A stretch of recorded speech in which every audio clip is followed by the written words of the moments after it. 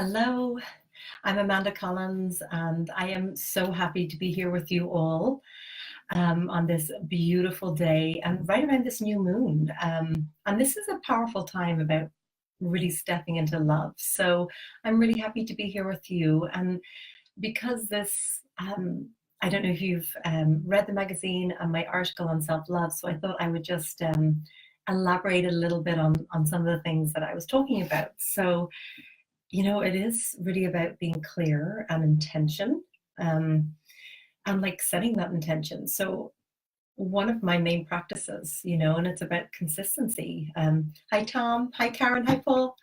And it's about consistency and showing up for yourself. So the first thing I'm going to invite everyone to do is to let's just drop into the moment here together.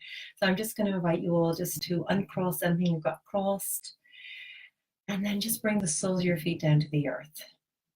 And then I'm going to invite you just to float your hands up to your heart center and just really feel your own your own heartbeat. Feel your own warmth, feel your own love, because we know that it has to start from this place. So I'm going to invite you just to take a moment and just close your eyes and go inwards, just like this autumn equinox that we're in the middle of, this new moon. It invites us to go in. And what are all the trees doing? They're letting go of their leaves. And so this is a time to start to go inwards and start to reflect on the year and what we're ready to let go of. So just with your hands at your heart center, and to really, really come into a place of self-love, letting go of these energies that we carry around that keep us from really loving ourselves, which is our birthright. These energies of shame or guilt, or just something we feel that we've been wronged, or we've done wrong and that we've carried. The second we were born knowing, whether it's just that spirit, God, the universe is all around us and that we're fully connected. You look at babies and they're just looking at the angels and they're just so connected. And I even watch this with my own children, and as much as I want it just to be perfect for them to stay in this place of self love. I see them, whether it's in their little schools with little friends, and just things that they say to each other, even just with pure innocence, but that you can see it just like, there's a little string that takes them from this place of unconditional love. And so whether it's society or even our parents or teachers, or a stranger in the street, we tend to absorb things that we hear people say and take them on. So with your hands at your heart center, I'm going to invite you just to feel that you are unconditional, pure love. You came from that, you are that, and you will always be that. And you are love. And truthfully, as you walk down the street, every single other man, woman, beloved, child, animal is also pure love. And some people have had more pain than others, that they find it harder to connect with that. And then, as we know, when they're in that pain, it's harder for them to be love and radiate love. So, as I said, one of the first things that we can do is release shame or guilt and forgive ourselves, and forgive anyone in our lives that we feel that keep us from coming back into that place of unconditional love. Because when we are that and we align with that, we get to radiate that and then attract everything from loving relationships, friendships, clients, vendors, experiences. And so, with your hands at your heart center, just feeling that warmth and knowing at any moment that you notice, I feel those other energies coming up of shame or guilt or grief. And, grief is a necessity. We have experiences that we need to grieve, a loss, a death, whatever it may be. And moving through grief is vital. And this isn't about like not feeling any other feelings other than love, but it's about, even while you're grieving, still loving, or at least bring yourself back into love as quickly as possible. And another thing that's really important to release is And you can just gently open your eyes whenever you feel like it. And it doesn't matter if your hands are on your heart, you can still feel that connection. And you can feel that heart connection and allow this energy line to go straight up to the mind. So the mind and the heart are in alignment. But I don't think it's like we should always follow our heart. I think that it's very important that our mind is honored and the heart. And then also it's like down at that second chakra, that intuition, that gut feeling.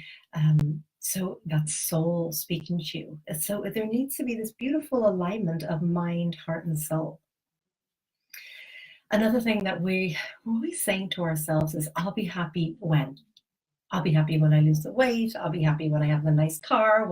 I'll be happy when I lose, when I have such and such money. It's like, it's amazing all the ways that we unconsciously, subconsciously, or consciously avoid loving ourselves, or, allowing ourselves to be happy. I'll be happy when dot dot dot. And whatever that dot dot dot is. I'll be happy when I get a day's rest, or I'll be happy when I get all these clients. And then when you have all the clients, I'll be happy when I've got more space. So in order to have love of ourselves, there needs to be that balance. And I get it. And in my own life too, I'm always daily looking at how that balance happens, right? Among the looking after children, laundry, dishes, the work. And as much as, for example, I love being with my children, I love what I do work wise. I actually don't even mind doing housework, but it's the intention that we have, and not always having ourselves in a space of overwhelm. So boundaries are really important for self-love, right? So not being people pleasers. And I've written a good article in one of the past, you probably find on the Positive Life website, but people pleasing. So being really, really clear on your boundaries and being clear on your yeses and your nos. So if you need to say no to things, say no. And if you think, oh, well, I just say yes and I don't mean to, but it's like, take a moment, pause, take a breath, check in, put your hand on your heart, and like, do I really want to do this? Do I really want to go there? And if somebody asks, to say, hey, can I get back to you about that? It doesn't have to be in that moment of. If it's a text or a phone call or in person, hey, can I get back to you? Because you're being genuine. You need to think about it. You need to check in, schedule, or with higher self, right? So be really clear and comfortable with that word no. Because if you really believe what's in the highest for one will always be in the highest good for the other. And then the other part of self-love is saying yes when you really in your heart want to say yes. Because sometimes something really wonderful comes up and we're not in a place of self-love, and we start to doubt that we deserve it, and we'll sabotage it, or we'll just be like, oh, sorry, I can't do that. Whether it's hanging out with someone you've really wanted to, going somewhere really special, or a special interview you got a request, or an article, something you've always wanted, a book proposal, who knows what it is.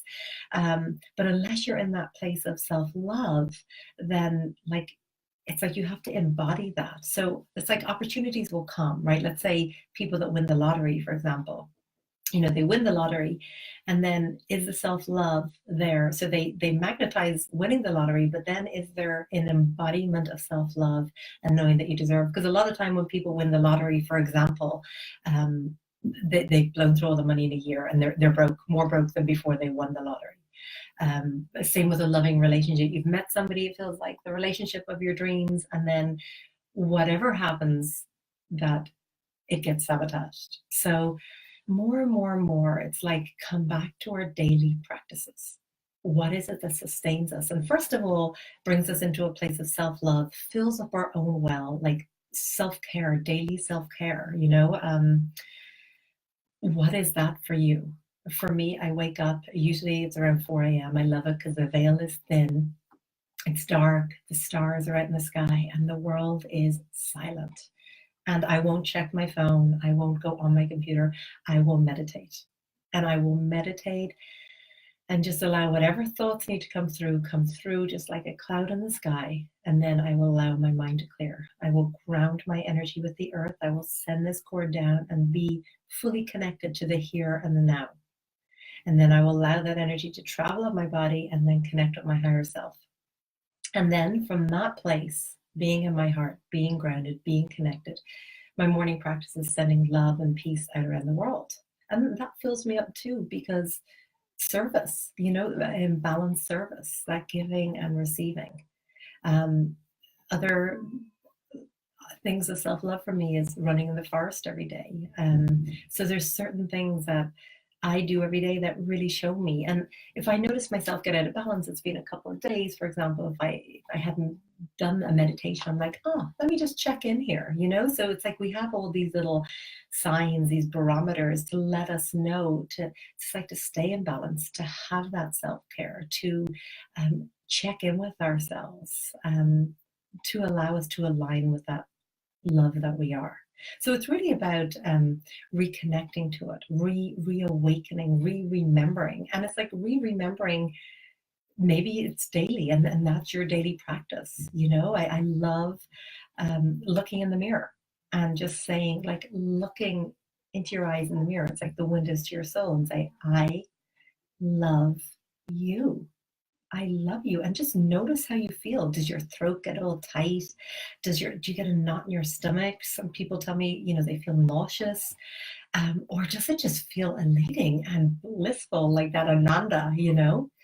So if you found that it doesn't feel good, I'm going to invite you to say it over and over and over again. Like, make that a daily practice until it's like, that just feels totally amazing to say that.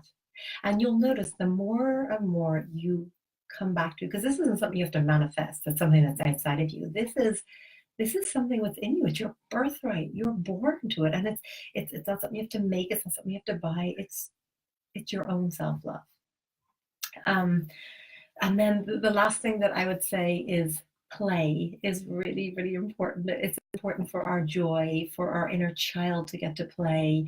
And it just reminds us. It takes us out of our busyness of life that we create and that is all around us. And play brings us into the moment. It brings us into laughter, and it brings us into love. So I'm just going to invite you, whatever that is, whether it's dance, or whether it's song or chanting, or being together with friends, being in nature, creativity, painting, poetry, whatever that is, what lights you up. So I'm just going to invite you to make space for that every day. So thank you so much. I'm so honored to be here with you all, and I'm just wishing you a blessed rest of the day. Thank you.